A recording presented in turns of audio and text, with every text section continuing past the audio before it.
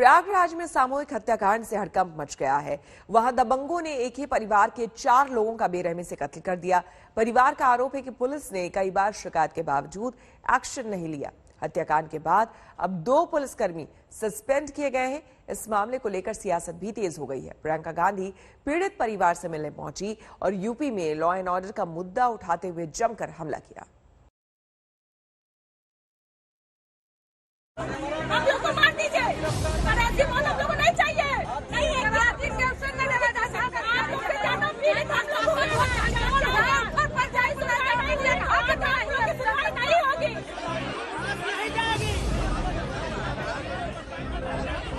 ये गुस्सा है उस प्रशासन के खिलाफ जिसका खौफ दबंगों के चेहरे पर दिखाई नहीं देता। प्रयागराज के गोहरी गांव में पूरा परिवार आज खामोश है, शरीर पर कफन है और सवाल है कि दबंगों में इतनी ताकत कहां से आ जाती है जो पूरे परिवार को मार देता है। पिता की हत्या कर देते हैं, मां को हथियार से काट देते हैं, 10 साल के गूंगे बच्चे पर भी रहम नहीं करते और परिवार वालों की माने तो 17 साल की बेटी की इज्जत तार-तार करने के बाद उसे मौत के घाट उतार देते हैं। दिन से फूलचंद का परिवार दिख नहीं रहा है तो हमारा हस्बैंड दौड़ते हुए आए और उसके बाद आके ऐसे देखे यहाँ हमारे जेठ जी की हत्या हुई थी। कहाँ पे पड़े थे? जी ये यहाँ पे हमारे जेठ जी पड़े हुए थे। अच्छा, यहाँ पे जी अच्छा। एक यहाँ चारपाई बिछी हुई थी, उनका बेटा पड़ा हुआ था। बेटा पड़ा हुआ था 10 साल का। मेरी जिठानी जी यहाँ पड़ी हुई थी और एक 17 साल की लड़की थी। उसका यहाँ बेरहमी से रेप हुआ था, वो यहाँ अकेले पड़ी हुई थी। यहाँ बच्ची के साथ रेप की भी? जी बहुत बेरहमी तरह से रेप हुई थी। और यहाँ पे बच्ची की रेप हुई थी 17 साल की। शहर बदल जाते हैं, नहीं बदलता तो यूपी पुलिस का चरित्र। हत्या होती है, बलात्कार होता है, लेकिन कानून भी उनके साथ नजर आता है जो ताकतवर नजर आते हैं। एफआईआर कराया, कोई इंस्पेक्टर कोई लोड नहीं लिया। फिर 2 महीने बाद फिर उन्होंने घर में घुस के मारा है तो कोई वो नहीं लिया। और ये बच्ची है, इनका बलात्कार हुआ है। अच्छा। और बच्चा गूंगा है, अपाहिज है, उसको मारा गया है।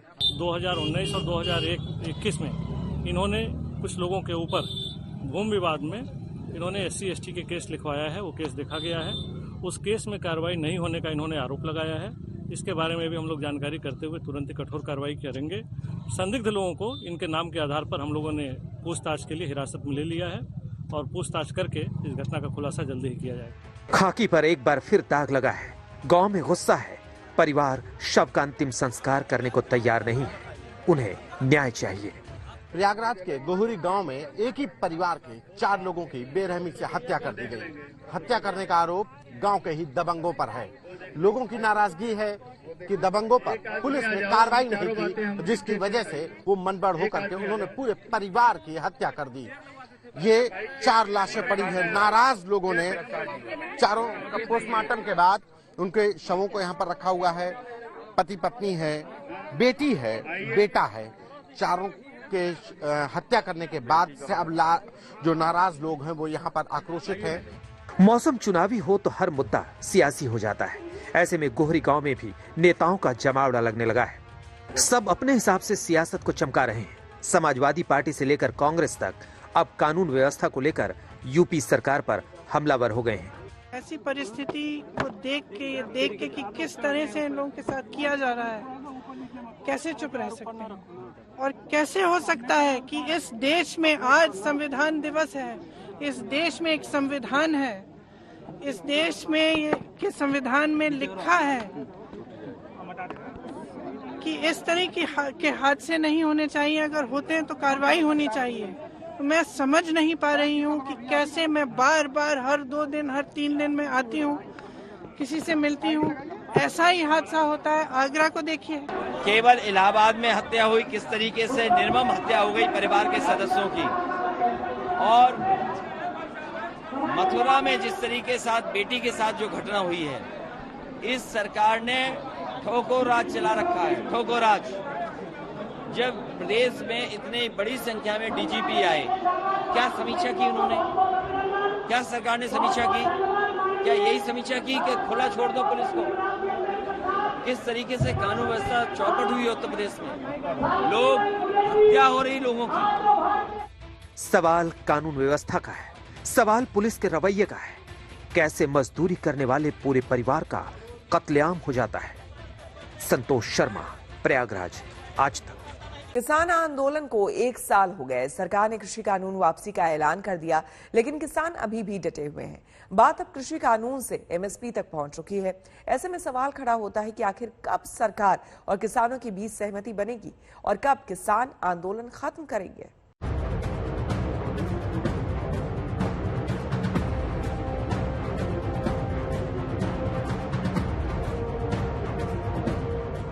सिंघू बॉर्डर पर महापंचायत। गाजीपुर बॉर्डर पर किसानों का शक्ति प्रदर्शन।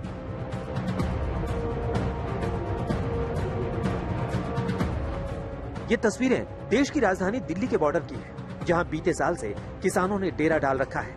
आज 1 साल पूरा होने पर सिंघू बॉर्डर से लेकर गाजीपुर बॉर्डर तक किसानों ने कृषि कानूनों की वापसी पर जश्न मनाए। आज दिल्ली के अलग अलग बॉर्डरों पर महापंचायत हो रही है। 26 नवंबर वही दिन है जिस दिन पिछले साल अलग अलग बॉर्डरों पे किसान आके यहाँ पे अपना डेरा जमा चुके थे। नंबर काफी तेजी से बढ़ता हुआ आपको यहाँ नजर आएगा।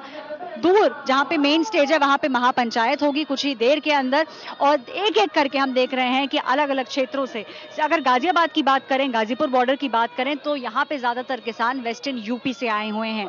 ये वही बॉर्डर है जो दिल्ली को वेस्टर्न उत्तर प्रदेश से जोड़ता है। आंदोलन की पहली वर्षगांठ पर पंजाब हरियाणा से आए किसानों ने अपनी एकजुटता दिखाई।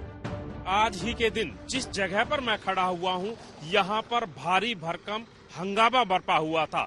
दरअसल टीकरी बॉर्डर, शंभू बॉर्डर पर जो किसान बैठे हुए हैं वो इसी शंभू बॉर्डर से होते हुए दिल्ली के सिंधु बॉर्डर पहुंचे थे। और यहां पर जो नजारा आज आप देख रहे हैं, दरअसल पिछले साल यहां का नजारा एकदम बदला हुआ था।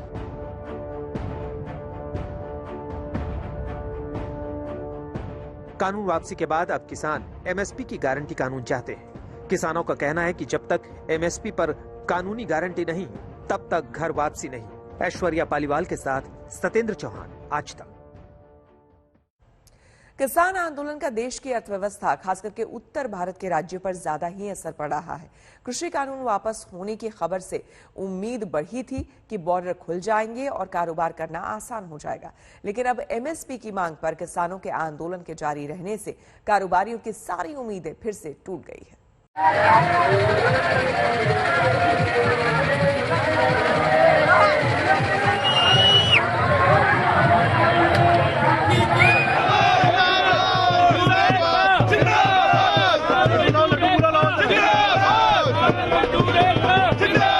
कृषि कानूनों को लेकर सरकार के यू टर्न लेने के बावजूद किसान आंदोलन खत्म करने को तैयार नहीं है।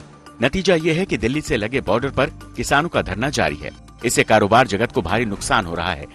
कुछ समय पहले एसोचैम ने दावा किया था कि किसान आंदोलन से पंजाब, हरियाणा, हिमाचल प्रदेश और जम्मू कश्मीर जैसे राज्यों को रोजाना 3500 करोड़ का नुकसान हो रहा है। इन राज्यों की इकॉनमी खेती, फूड प्रोसेसिंग, कपास, pharma, machinery, tourism, hospitality, transport जैसे सेक्टर्स पर आधारित है। ऐसे में इस आंदोलन से उत्तर भारत के कई राज्यों की कमर टूट गई है। सरकार ने जब कानून वापस लेने का ऐलान किया तो माना जा रहा है कि अब किसान धरना प्रदर्शन खत्म करते वापस लौट जाएंगे। इससे कारोबार जगत भी उत्साहित था। अब फिर से दिल्ली की सीमाओं से आना जाना आसान होगा और सुस्त पड़े काम धंधे फिर से स्पीड पकड़ सकेंगे। इसके ऊपर भी इफेक्ट आएगा। इससे ये इकोनॉमी अर्थव्यवस्था अच्छी होगी और जो फैक्ट्रियां बंद पड़ी हैं हर बॉर्डर के ऊपर आया जाए आना जाना की वजह से व्यापारी आदमी सफ़र नहीं कर पाता, उसकी वजह से वो सारा ठीक होगा। और इसमें जो है ना, मुझे लगता है कि आने वाले टाइम पे इंडस्ट्री ठीक होगी, इसके ऊपर अर्थव्यवस्था बेटर होगी पहले से। कारोबारियों की ये उम्मीद अभी भी अधूरी रह गई है। इसकी वजह है कि किसानों ने एमएसपी को कानून बनाए बिना आंदोलन खत्म करने से इनकार कर दिया है। एमएसपी को कानून बनाने को लेकर सरकार के सामने दुविधा की स्थिति है। एमएसपी पर सभी फसलों का भुगतान करने के लिए सरकार गारंटी देने लायक रकम का इंतजाम नहीं कर पाएगी। वहीं कृषि एक्सपर्ट्स का कहना है कि अगर किसानों को फसल का मूल्य लागत से कम मिलेगा तो फिर वो कैसे मुनाफा हासिल करेंगे। जो भी कोई प्रोडक्ट बनाता है उस पर अपना मार्जिन रख के वो बाजार में अपनी चीज को बेचता है। किसान की मजबूरी क्या है कि किसान जब फसल उगाता है तो जब बाजार में जाता है, बाजार उसकी कीमत को तय करता है। प्रॉब्लम यहीं पर पैदा होती है कि किसान इतनी मेहनत से और इतनी लागत के साथ, आजकल मजदूरी, बिजली और खाद, बीज सब महंगे हैं, और उसके साथ जब फसल उगा के बाजार में पहुंचता है और उसकी लागत भी अगर उसे नहीं मिलती तो अगली फसल के लिए फिर उसे कर्जा लेना पड़ता है। जमीन को खाली तो छोड़ नहीं सकते हैं। तो इसीलिए किसानों की ये मुख्य मांग है कि एमएसपी सरकार तय करे। जाहिर है कि किसानों की मांग को सरकार एकदम से खारिज नहीं कर सकती। साथ ही धरना जारी रहना भी कोरोना में पस्त हुई इकोनॉमी की सेहत के लिए खतरनाक है। ऐसे में सरकार को जल्द से जल्द इस मुद्दे का समाधान खोजना होगा। आज तक ब्यूरो। कोरोना के एक नए वेरिएंट से दुनिया में हड़कंप मच गया है। ये वेरिएंट तेजी से अपना रूप बदल रहा है। इसे सबसे खतरनाक वेरिएंट कहा जा रहा है। WHO ने इसका नाम ओमिक्रॉन रखा है। एम्स ने इसे लेकर अलर्ट भी जारी किया है। तो बड़ी खबर सामने आ रही है। दक्षिण अफ्रीकी देशों में तेजी से फैल रहा है वायरस ओमिक्रॉन, और नए वेरिएंट ओमिक्रॉन के 30 से ज्यादा रूप है, यानी कि 30 बार म्यूटेट हुआ है ये, और इसको लेकर खतरा ज्यादा बढ़ गया है। ओमिक्रॉन वेरिएंट से एम्स ने भी अलर्ट किया है। बताया गया है कि जो वैक्सीन लोगों को मिली है उससे भी असर नहीं होगा।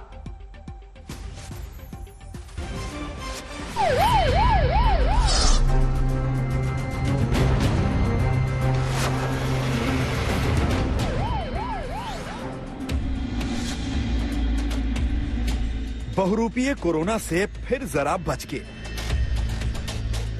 क्योंकि हिंदुस्तान से दूर ही सही लेकिन कोरोना ने अपना ऐसा चोला बदला है जिससे दुनिया के माथे पर बल पड़ गया है।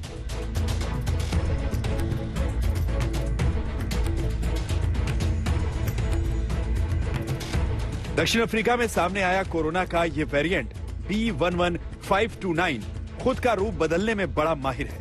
इस वेरिएंट के स्पाइक प्रोटीन में करीब 30 म्यूटेशंस पाए गए हैं। इतने म्यूटेशंस कोरोना के किसी और वेरिएंट में पहले नहीं पाए गए। भारत में तबाही मचाने वाले डेल्टा वेरिएंट में सिर्फ 2 म्यूटेशंस हुए थे। इसका मतलब यह है कि 30 म्यूटेशन वाले इस वेरिएंट ने अगर किसी को संक्रमित किया तो उस मरीज में कोरोना संक्रमण का ऐसा विस्फोट हो सकता है जैसा अब तक नहीं देखा गया। लेकिन जब हम दक्षिण अफ्रीका में सबसे पहले मिले कोरोना के इस वेरिएंट की ताकत को बता रहे हैं तो हम डरा नहीं रहे। आपसे सिर्फ सावधान रहने को कहा जा रहा है। वैक्सीन के बावजूद कोरोना को अभी भी हल्के में ना लेने की ताकीद भर हम कर रहे हैं, क्योंकि अभी ये तय नहीं है कि B11529 वेरिएंट डेल्टा जैसे अन्य वेरिएंट जितना घातक भी है या नहीं। वैसे इसे लेकर ये चिंता जरूर बनी रहेगी कि अभी जो कोरोना वैक्सीन बनी हैं वो क्या इस पर कारगर होंगी। As the virus mutates, there is an apprehension that it may escape our immune response. So as we are seeing, a lot of people are now getting vaccinated. A lot of people already have antibodies or immunity, as we assume. But the concern comes that when there is a mutation, so we are not sure whether that immunity will be able to help us against this particular variant. Corona के इस नए variant को expert अभी समझने की कोशिश कर रहे हैं। WHO ने इस वेरिएंट की गंभीरता को समझने के लिए विशेष बैठक बुलाई है, लेकिन दक्षिण अफ्रीका की सरकार ने यह मान लिया है कि उसके सबसे ज्यादा आबादी वाले प्रांत गाउटेंग में कोरोना के मामलों में उछाल के पीछे यही नया वेरिएंट है। It's now a mutation, a variant of serious concern, which is now driving this spike in numbers. दक्षिण अफ्रीका में पाए गए नए कोरोना वेरिएंट से सबसे पहले दक्षिण अफ्रीका के अलावा बोत्सवाना और हांगकांग के व्यक्तियों में संक्रमण की पुष्टि हुई। हांगकांग में जिस पहले मामले में नए वेरिएंट का संक्रमण हुआ उसका दक्षिण अफ्रीका में यात्रा का रिकॉर्ड मिला है। अब नए वेरिएंट के मामले में बेल्जियम और इजराइल भी सामने आ गए हैं। इस नए वेरिएंट का पता चलने के बाद यूरोप सबसे ज्यादा चिंतित है, क्योंकि वहां हाल के दिनों में कोरोना के केस बढ़े हैं। नए वेरिएंट के मद्देनजर यूके ने दक्षिण अफ्रीका, नामीबिया, बोत्सवाना, लेसोथो, एस्वाटिनी और जिम्बाब्वे को रेड लिस्ट में डाल दिया है और इन 6 देशों से उड़ानों पर प्रतिबंध लगा दिया है। What we will be doing is from midday tomorrow, we will be suspending all flights from 6 southern African countries, and we will adding those countries to the travel red list. यूरोपीय यूनियन के देश भी दक्षिण अफ्रीकी क्षेत्र के देशों से यात्रा करने पर पाबंदियां लगा सकते हैं। कोरोना के इस नए वेरिएंट से भारत भी अलर्ट है। जिन देशों से आ रहे यात्रियों पर खास सतर्कता बरतने के निर्देश दिए गए हैं, उनमें दक्षिण अफ्रीका, बोत्सवाना और जिम्बाब्वे शामिल हैं। आज तक ब्यूरो। आपको बता दें कि भारत में भी नए वेरिएंट को लेकर अलर्ट जारी कर दिया गया है। केंद्र ने राज्यों से कहा है कि वो दूसरे देशों से आने वाले लोगों की एयरपोर्ट पर सघन जांच करें। खास करके दक्षिण अफ्रीका, हांगकांग और बोत्सवाना से सीधे आने वाले या फिर उधर से गुजरने वालों की कड़ी स्क्रीनिंग करने के निर्देश दिए गए हैं।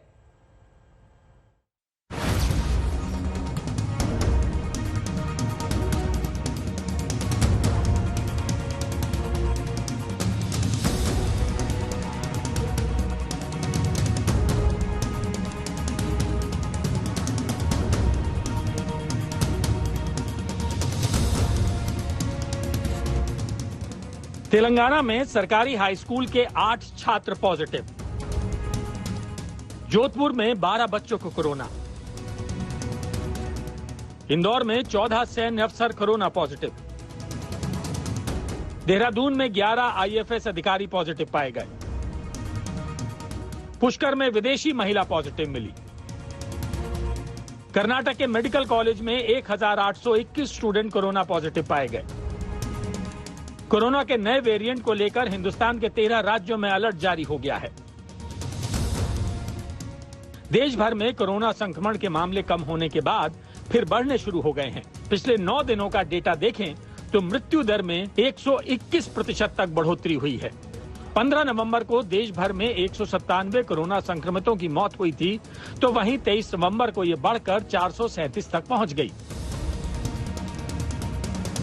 वहीं कर्नाटक के धारवाड़ के एसडीएम मेडिकल कॉलेज में 182 स्टूडेंट कोरोना पॉजिटिव पाए गए हैं।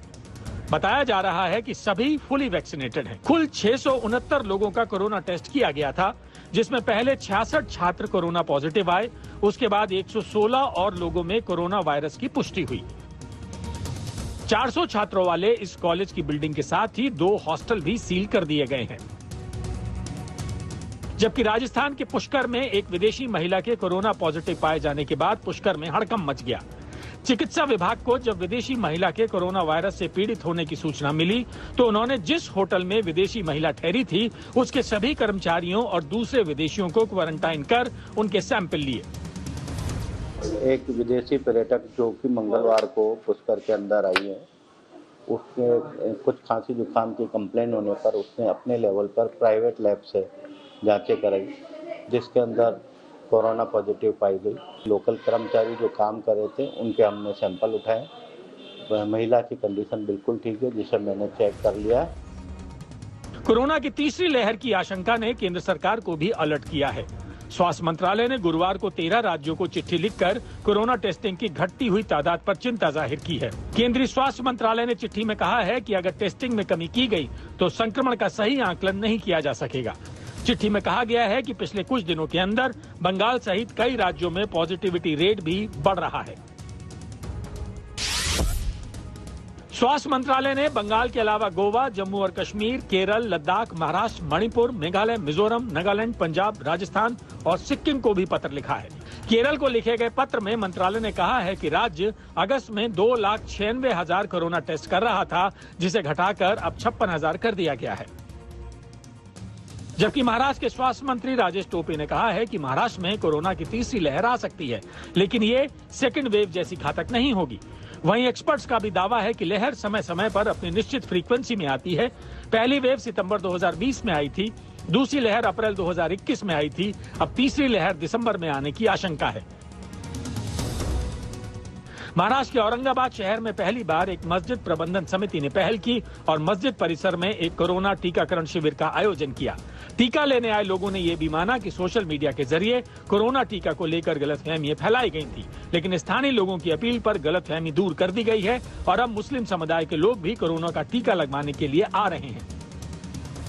पहले हम डर लग रहा था कि वैक्सीन लेने से बहुत सारे तकलीफें होंगी और मौत भी हो सकती है, लेकिन गवर्नमेंट के लोगों ने और हमारे जिम्मेदारों ने समझाया हमको कि भाई इससे बहुत सारे फायदे हैं। जो अफवाह फैल रही है कि मुस्लिम समाज के लोग जो है वैक्सीन नहीं ले रहे हैं, तो ये सरासर गलत है। मैं खुद 2 महीने पहले दोनों डोज ले चुका हूँ, मेरा कोई प्रॉब्लम नहीं है। और जो आज ये नंबर लगे हुए सब मुस्लिम समाज के लगे हुए हैं। कोरोना के नए वेरिएंट को लेकर यूपी में जारी हुआ है अलर्ट। 3 देशों से आ रहे लोगों पर नजर रखी जा रही है। उत्तर प्रदेश के स्वास्थ्य विभाग ने एक बार फिर लोगों को कोरोना वायरस का नया वेरिएंट सामने आने की चेतावनी दी है। यूपी के चिकित्सा एवं स्वास्थ्य विभाग की ओर से इसके लिए सतर्कता बढ़ाने के निर्देश दिए गए हैं। सभी एयरपोर्ट पर सुरक्षा के कड़े इंतजामों के बीच लोगों की विशेष जाँच की जाएगी। बोत्सवाना, दक्षिण अफ्रीका और हांगकांग जैसे देशों से आ रहे लोगों की प्राथमिकताओं पर एंटीजन और RT-PCR दोनों से जांच की जाएगी। आज तक ब्यूरो।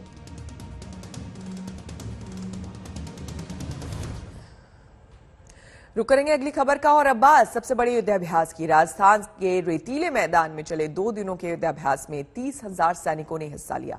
दक्षिण शक्ति नाम के इस युद्धाभ्यास में तीनों सेनाओं ने मिलकर शौर्य और पराक्रम दिखाया।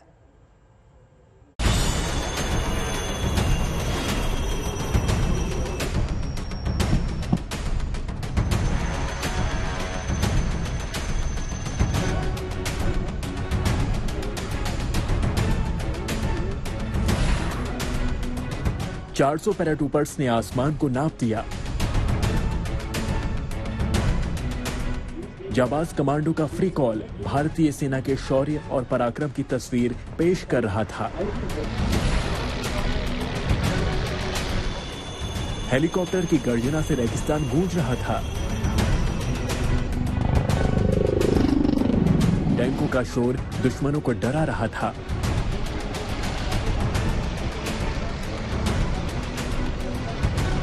सेना के जवान रेंगते हुए दुश्मनों के बंकर तबाह कर रहे थे।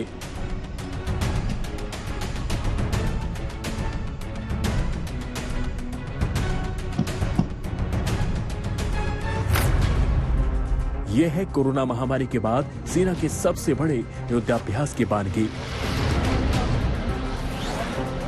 राजस्थान के रेगिस्तान में 2 दिनों तक सेना ने ऑपरेशन दक्षिण शक्ति को अंजाम दिया।